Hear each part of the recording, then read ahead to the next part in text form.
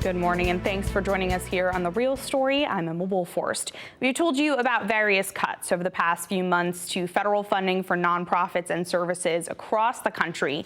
Now, new budget proposals from the White House reveal plans to further cut programs. Specifically, this morning, we're talking about the possible elimination of the LGBTQ plus youth branch of the National Suicide Prevention Hotline. Joining me now to discuss this, Community Impact Manager for the Health Collective, Brayden Ransom. Brayden, thank you so much for being here. Thanks for having me. Before we jump a little bit more specifically into the budget proposal, tell me first off what the Health Collective is, what you all do, and what sort of services you offer here in the community. Yeah, so the Health Collective is a nonprofit. We are statewide. We have a long-standing history in Connecticut of offering services for LGBTQIA plus individuals. And some of those services include comprehensive dental care, support groups, as well as wonderful events that we host. I know some of the events, we've covered, True Colors SojiCon, things like that, really specifically for youth and LGBTQ plus youth in the community. So tell me a little bit about, what you're seeing right now in terms of need, and has there been any sort of increase recently, whether it, be the past year or just the past few months in either attendance or those seeking your services?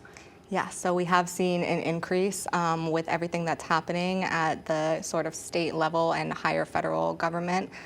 We are seeing people who are scared for the future and who are looking for organizations to turn to and find comfort in, find ways to sort of support the groups that they're looking to see longevity with.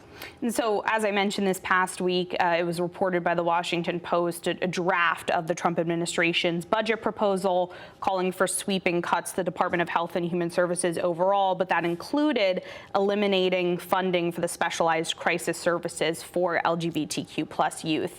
This, specific service of the 988 hotline has only been around since 2022. What could possible impacts look like? Again, this is just a draft proposal for the 2026 budget, but coupled with cuts we've seen for other programs, what could an elimination of this section of the hotline mean for LGBTQ plus youth? Yeah, ultimately what it's going to mean is that people are going to have a harder time accessing the care that they need. The funding specifically makes it able for the individual who is answering the phone to be equipped with the tools necessary for specific crises for individuals who are in the LGBTQIA community. So that the decrease in funding would mean that people who are calling might not be met with, someone who is equipped to deal with the type of crisis that they're managing. This is a big group of people who are experiencing mental health crises. 1.3 million calls, texts, and chats since this specific service was launched in 2022. This past February alone, the program received an average of 2,100 contacts a day. That actually brings up an interesting point. You mentioned 988 had kind of launched in 2022. The specific services for LGBTQ youth actually launched in 2023. Yeah. And so it was launched out of an existing need. Yep. And as you mentioned, the numbers show that that need has not declined. Yeah.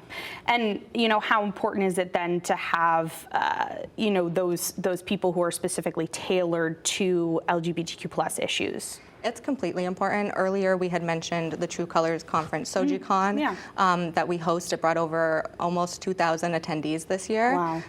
And in a room where people are able and safe to be themselves, sort of a stigma-free environment, it's really where magical, beautiful things happen. And so creating more of those spaces and being equipped to kind of handle those sort of situations is really important. What are you sort of saying to Connecticut youth who are reaching out to the Health Collective, as you mentioned at the top, who might be scared or concerned right now and really, don't know what to do or where to go when they hear about possible cuts like this?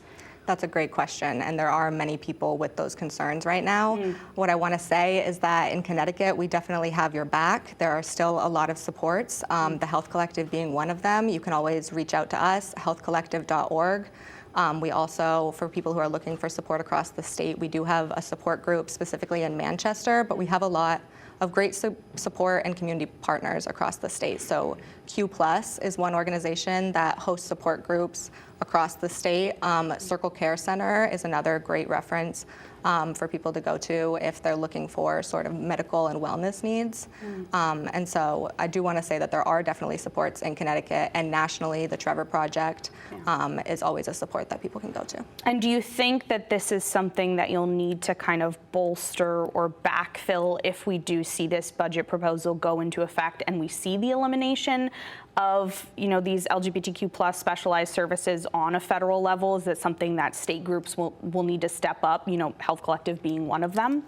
Yeah, I mean, I can't speak to exactly, our immediate future and what that looks like, but what I can say is that we are amping up our protections in the state and amping up our sort of ask of those protections from federal leaders. And so that is something that we're looking forward to continuing, and so that we can make sure that Connecticut is a safe space for all people. And can you share with me at all maybe what some of those conversations or future proposals might look like for federal or even state lawmakers? Because we know part of this as well is, the state possibly putting more funding into some of these nonprofits if they lose funding on a federal level.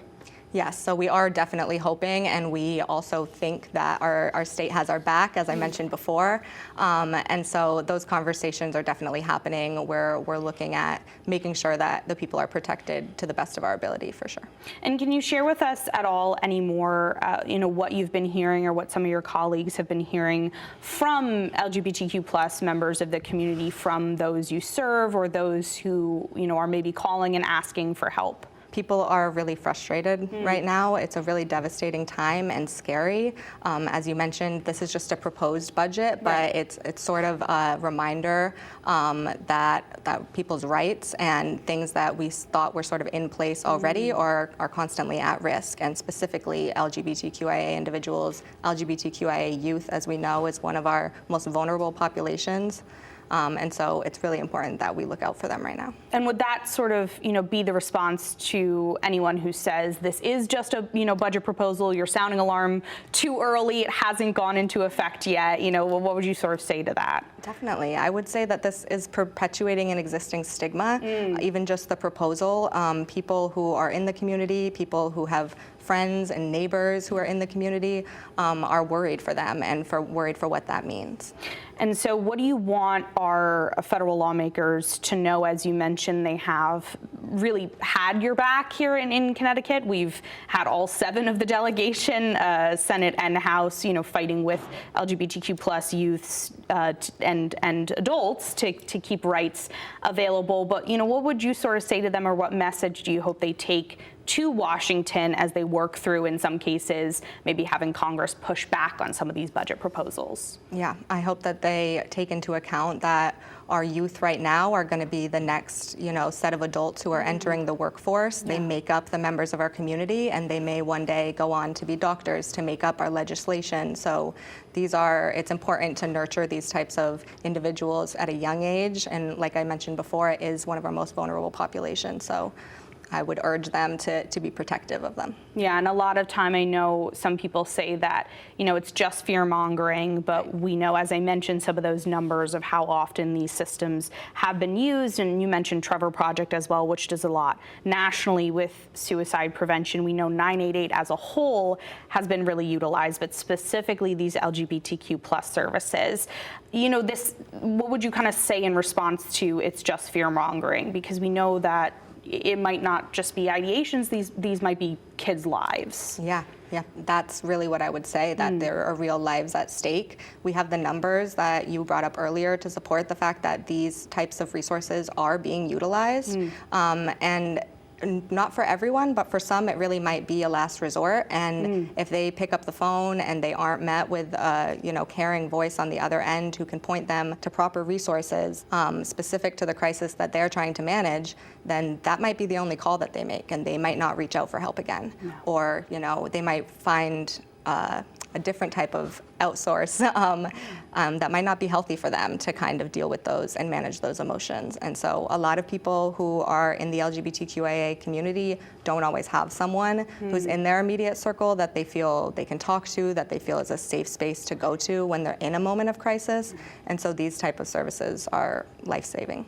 And last thing from me here, as we look forward and as we've been saying, this is just a budget proposal for the 2026 budget, but as you mentioned, there's been lots of other various attacks and funding cuts across the board that have maybe already gone into effect. As you look forward to continue supporting, is there anything you want LGBTQ plus youth in the community to know, anything the Health Collective might be, planning on doing as we get into the spring and summer months, or just any sort of message you want them to keep in mind as we go forward? Yes, so I hope that everybody knows that they're valued, that they are safe, and that we're going to do our best to keep them safe. And I hope that folks know that there are places in the community that are still very safe places for them to go to. The Health Collective is taking over Hartford Pride, which is going to be on September 14th. That's an invitation for the community to come out, for allies to come out and support and see what I was talking about with our SojiCon conference, see what it looks like when people are able to be their authentic selves. And it's a moment of opportunity to connect with the greater community and other organizations like ours that are doing great business to support the community in the state. And we do want to put up for you now on the screen that 988 number that we've been talking about, the National Suicide Hotline number. You can call, text, or chat on their website, and that is still available. That number will, direct you to whoever you need. Thank you so much, Brayden, for joining us this morning. We really appreciate you taking the time to share some insight about this situation with us. Thank you. We still have a lot to get to, though, on The Real Story. More federal funding cuts this past week, but this time for gun violence prevention programs. We'll talk about those affected here in Connecticut coming up.